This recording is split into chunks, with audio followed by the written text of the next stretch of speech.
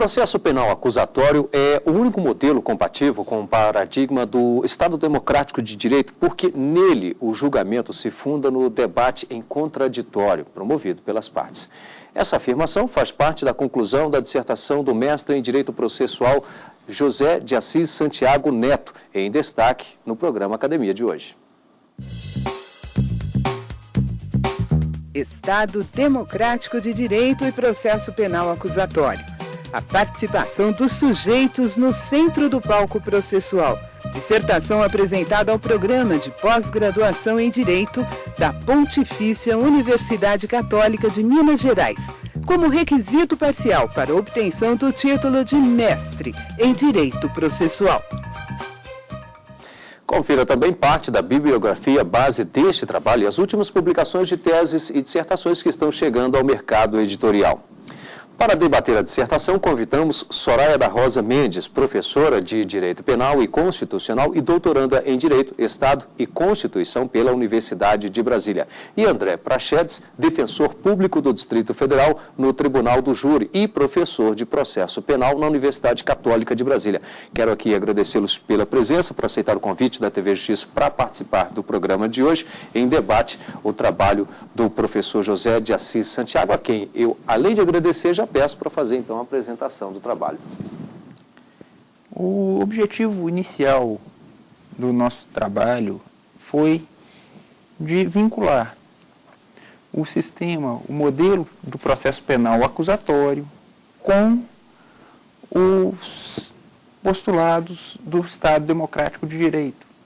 E, para isso, nós tivemos que adotar e verificar as concepções do direito processual para fazer essa vinculação, pois acreditamos que somente através do processo é que a democracia poderá ser efetivada. Para tanto, iniciamos o estudando através do Estado Democrático de Direito, onde fizemos toda a evolução do Estado liberal ao Estado democrático, demonstrando que no Estado liberal, o juiz ele era mero aplicador da lei, ele era chamada boca da lei. Passamos pelo Estado social, onde o juiz passou a ser um distribuidor de direitos e podendo, em nome de uma justiça, aplicar da forma que bem entendesse o direito, que não era suficiente, pois excluía a participação das partes, fazendo com que um processo fosse apenas do juiz. Nessa concepção social, surgiu a teoria de Oscar von Billow, em 1868, quando ele trabalha o processo como relação jurídica entre autor e réu, colocando o juiz como o decididor e podendo aplicar da forma que lhe parecesse justa o direito. Porém, foi na década de 60 do século passado, com a teoria de Elie Fazolari, que o processo deu seu salto para um processo efetivamente democrático, quando Elie Fazolari afirma que o processo seria um procedimento desenvolvido em contraditório. E essa afirmação de Fazolari vem a casar perfeitamente com o modelo processual acusatório, vindo, nesse primeiro capítulo, a culminar com a exposição de um modelo constitucional de processo, na forma que o processo é desenvolvido sob 3 pilares básicos: a ampla participação, a ampla argumentação e o contraditório. Após esse primeiro capítulo, que eu diria um capítulo inaugural, introdutório do trabalho, para apresentar a vertente processual defendida, eu busquei demonstrar o modelo acusatório de processo, que separa o juiz das partes, onde o processo é atribuído às partes da produção das provas, onde as partes devem levar ao processo toda a prova, competindo ao juiz garantir que as partes possam participar dessa construção em posição de isonomia, em uma posição de paridade de armas, como diz Fatsalari já em sua obra.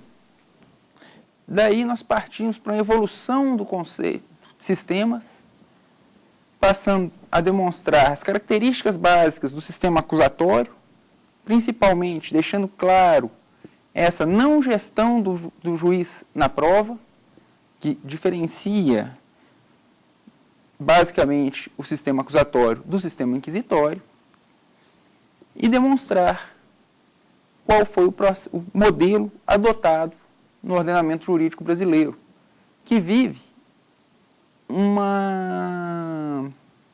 com uma moeda de duas faces. Ao passo que nós temos uma Constituição acusatória, que estabelece poderes ao Ministério Público para gerir a ação penal e estabelece a defesa, estabelece a defensoria pública, estabelece que o advogado é imprescindível à administração da justiça, delimita as funções do magistrado e demonstra uma estrutura amplamente acusatória. Em contrapartida, nós vivemos com o Código de Processo Penal da década de 40, que é cópia, mal feita, diga-se de passagem, do Código de Rocco na Itália, feito a pedido de Mussolini, e que tem uma estrutura inquisitória, uma estrutura onde se permite que o juiz produza provas de ofício, onde se permite que o juiz decrete prisões de ofício, onde se permite que o juiz atue em contraposição ao Ministério Público, como no arquivamento. Quando o Ministério Público pedindo o arquivamento, o juiz tem o poder de discordar e remeter ao Procurador-Geral. Ora, o juiz que produz prova de ofício num sistema que prevê a presunção de não culpabilidade, ele está dando nitidamente a posição dele quanto à condenação. Ele está saindo da sua posição de neutralidade, de imparcialidade, para assumir uma posição de acusador. Um juiz que discorda de um pedido de arquivamento, e da mesma forma. Então, nesse segundo capítulo, nós tentamos mostrar o sistema acusatório, contrapô-lo ao sistema inquisitório e determinar qual foi o modelo adotado no Brasil.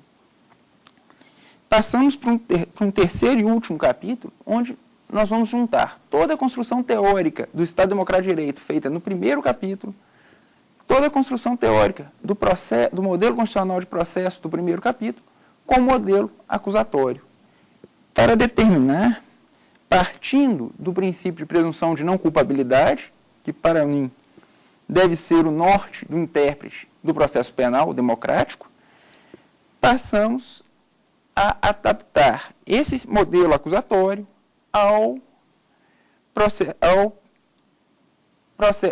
modelo constitucional de processo. Dessa forma, buscamos recolocar os sujeitos de forma que o juiz mantenha sua posição de isonomia, garantindo que as partes possam participar do processo em igualdade de condições, contribuindo com a construção do provimento, e que as partes possam efetivamente contribuir com a decisão. E isso nós temos que deixar muito claro que, em hipótese alguma, desmerece a função do julgador. Em hipótese alguma, o juiz é desmerecido nisso. O juiz é colocado como um dos integrantes dessa peça que é o processo. O processo deixa de ser um monólogo do juiz, sim, para passar a ser exibido como um diálogo entre o juiz, o acusador e o defensor. Para passar a esse diálogo onde todos atuam conjuntamente na construção de uma decisão comum.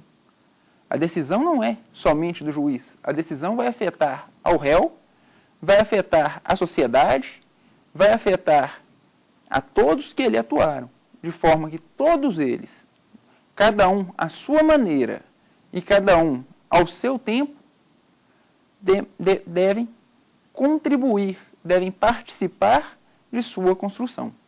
Foi esse, basicamente, o nosso objetivo. E demonstrando um processo comparticipativo e plural para a construção dessa decisão penal, seja ela condenatória ou absolutória. Então, esse foi o nosso objetivo, de traçar o processo penal no marco do Estado Democrático de Direito. Bem, agradeço. Daqui um pouquinho nós vamos entrar na fase de debates. Por hora, vamos conferir parte da bibliografia base deste estudo. Teoria Processual da Decisão Jurídica. Autor, Rosemiro Pereira Leal. Editora Land. Procedimento Penal. Autor, Franco Cordeiro. Editora Temis. Decisão Penal. Bricolagem de Significantes. Autor, Alexandre de Moraes da Rosa. Editora Lumen Juris. Bom, nós vamos agora a um pequeno intervalo e em seguida estaremos de volta. Até já.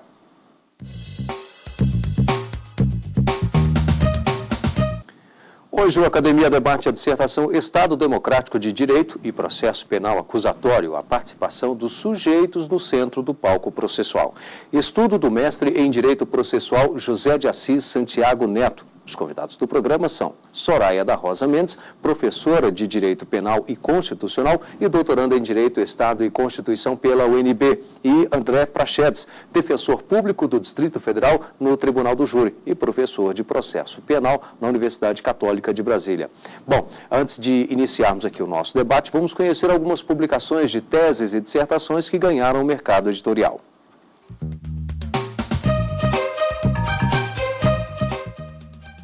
Direito ao Desenvolvimento de Comunidades Indígenas no Brasil. Tese de Robério Nunes dos Anjos Filho. Igualdade tributária e incentivos fiscais a investidores não residentes. Dissertação de Lauriana de Magalhães Silva. O direito e os princípios autofundantes. O fenômeno jurídico e sua relação com a ordem metafísica. Dissertação de José Leão Júnior. Bem, eu peço à professora Soraya para que faça, então, dê aí o início ao nosso debate. Bem, antes de mais nada, eu quero agradecer ao professor, agradecer à TV Justiça pela oportunidade de ler este trabalho, algo que foi bastante prazeroso e que, com certeza, vai instigar outras pessoas a refletirem também sobre esse tema que é extremamente importante porque se dá nos marcos de uma construção democrática. Nesse sentido, professor, eu acho que o senhor trabalha muito bem já nas linhas iniciais do seu trabalho a mudança paradigmática que representou um Estado democrático de direito proclamado pela Constituição de 1988.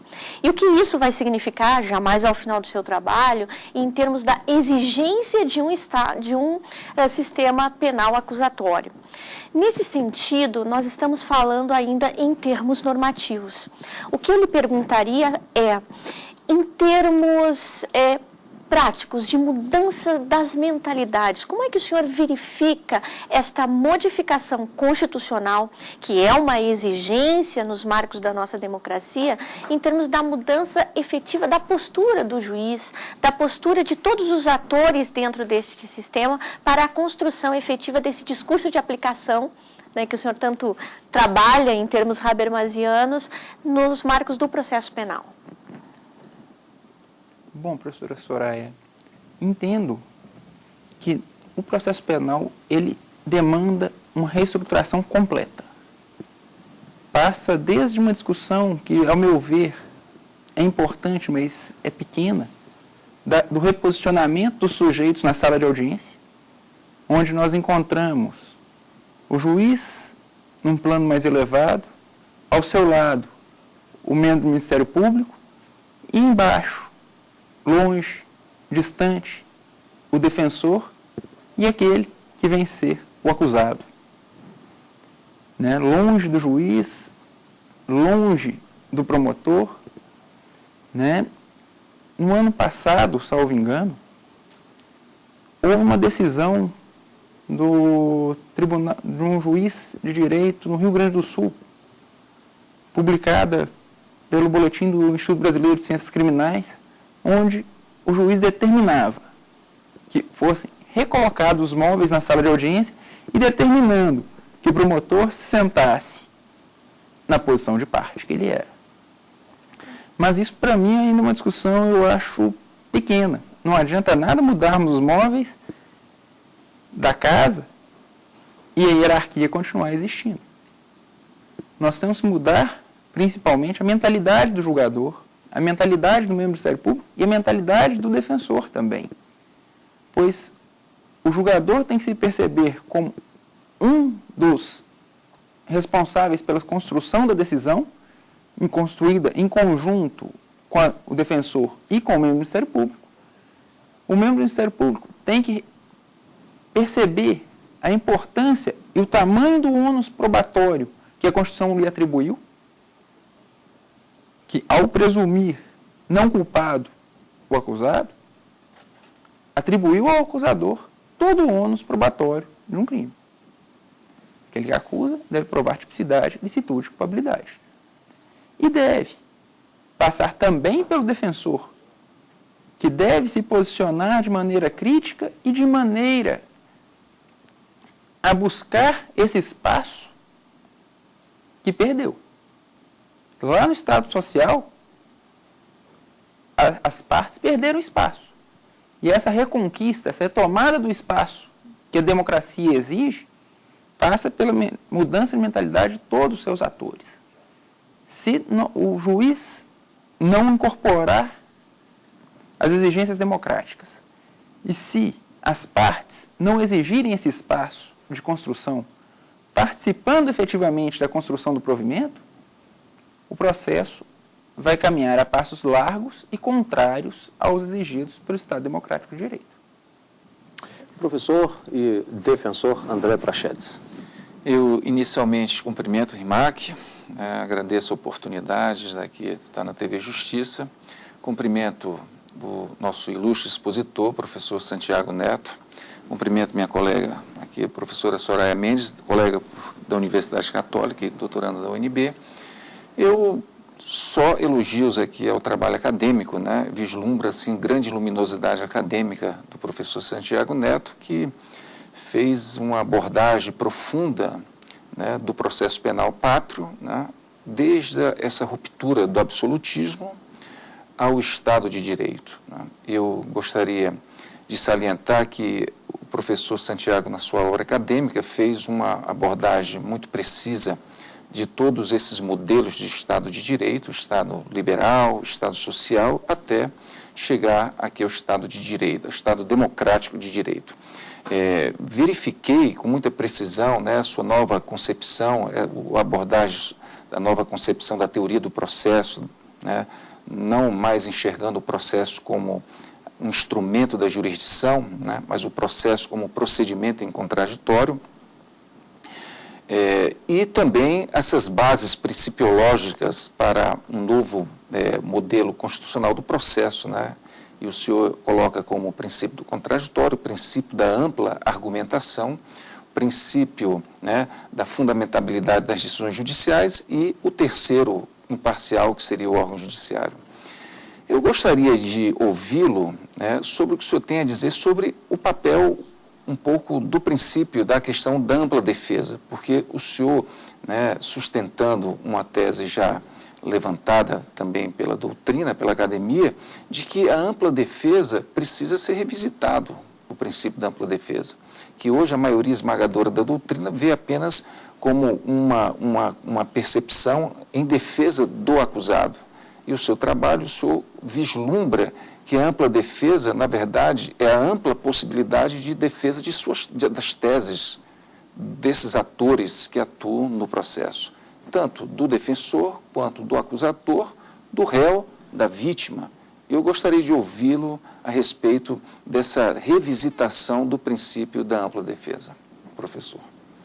Bom, professor, o trabalho ele aborda a ampla defesa sobre um prisma da ampla argumentação. A ampla defesa não se restringe ao direito do acusado de se defender, mas a própria argumentação das partes em contraditório, onde cada um dos envolvidos, cada um dos sujeitos processuais, acusado, acusador, vítima, são convidados a contracenar nessa peça, juntamente com o juiz, e a levar a ela os seus argumentos, a levar a ela toda a sua contribuição para a produção de uma sentença. Então, é nesse prisma que nós trabalhamos a ampla defesa, que no trabalho nós fazemos o rompimento para a ampla argumentação, com base até num trabalho da professora Flaviane de Magalhães Barros, que trabalha essa questão com muita clareza e com muita precisão. Essa ampla argumentação, ela significa que as partes e todos os sujeitos envolvidos no processo podem defender suas ideias naquele processo e mais, ela obriga também o julgador a analisar séria e detidamente todas as teses expostas pelas partes em contraditório. Não dá mais para continuarmos a trabalhar que o juiz simplesmente deva motivar sua decisão. Motivar é expor motivos. Isso não é suficiente para um paradigma democrático. O juiz deve, no Estado Democrático de Direito, analisar todas as teses levadas ao processo. E a decisão, ela não é livre. Não há mais um livre convencimento motivado. Esse convencimento não é livre. Esse convencimento é vinculado àquilo produzido pelas partes, ao argumento levado, à argumentação das partes.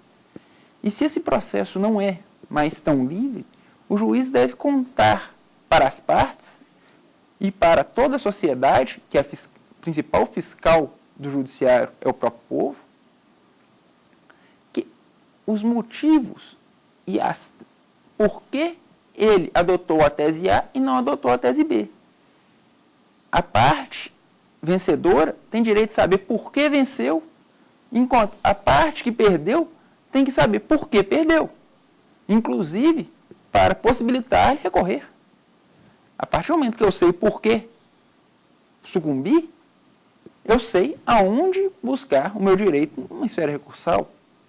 E também ficar claro, ou não recorrer, aceitar a decisão como a melhor decisão. Então, o juiz deve analisar a argumentação das partes. E isso passa, na pergunta que a professora Soraya me dirigiu, né, a essa mudança de postura dos sujeitos num processo para se adequar ao paradigma do Estado Democrático de Direito. Bem, eu quero aqui agradecer ao professor André Prachedes, também à professora Soraya da Rosa, muito obrigado, e, claro, também ao nosso professor Santiago, que hoje trouxe o seu trabalho para ser apresentado aqui na TV Justiça e no programa Academia. Lembro que você também, acadêmico, pode apresentar o seu trabalho aqui, traga para ser debatido aqui com a gente no Academia. Para isso é fácil, para participar basta enviar um currículo com o título do seu trabalho para o e-mail. Anote aí, academia@stf.jus.br e nós entraremos em contato. Obrigado e até o próximo programa.